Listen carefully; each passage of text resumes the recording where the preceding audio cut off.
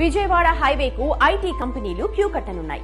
చౌటుప్పల్ ఏరియాలో 30,000 ఎకరాల ప్రభుత్వ భూమి అందుబాటులో ఉండటంతో ఐటీ పార్కులు ఇక్కడ ఏర్పాటు చేయనుంది ప్రభుత్వం. ఫలితంగా ప్రస్తుతం హైటెక్ సిటీ, ఫైనాన్షియల్ డిస్ట్రిక్ట్ తీరున చౌటుప్పల్ పరిసరాల రూపురేఖలు కూడా రానున్న దశాబ్ద కాలంలో మారే అవకాశం ఉంది. ఎందుకు విజయవాడ హైవే అంటే నేషనల్ హైవే అది. అంటే హైదరాబాద్ నుంచి బిజియెస్ట్ గా ఉన్న నేషనల్ హైవే. మీరు అబ్జర్వ్ చేస్తే ఏ పండగకైనా టోల్గేట్ దగ్గర ఫస్ట్ ఒక గంట సేపు పండగ చేసుకున్న తర్వాతనే వాళ్ళ విలేజ్ పోవాల్సి వస్తుంది. సో ఫస్ట్ ఆఫ్ ఆల్ అది నేషనల్ హైవే తో పాటు capital to capital connected. Ramoji film city one of the biggest film city. మనం దాంతో పాటుగా కొత్తపేటలో ఉన్న ఫ్రూట్ మార్కెట్ వచ్చేసి HMDA లాజిస్టిక్స్ కింద బాటసింగరం ట్రాన్స్ఫర్ చేసారు. దాంతో పాటు విజయవాడ హైవే ఇప్పుడు దండమల్కాపురం వరకు 8 లేన్ ఎక్స్పాన్షన్ అవుతుంది.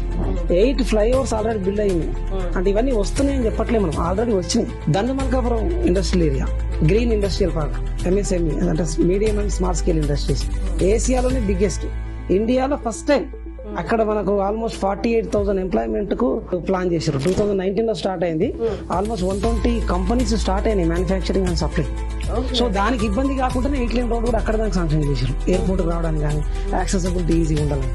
ఆంధ్రాకి ఎట్లయితే సీ పోర్ట్ ఇచ్చారో తెలంగాణకు డ్రై పోర్ట్ ఇస్తుంది. మనం అదాని గ్రూప్ వాళ్ళు 1100 ఎకర్స్ తీసుకుంటున్నాం. మనం hub of regional ring road ఏదైనా ఉంది అంటే అది చౌటుప్పల్ అవుతుంది.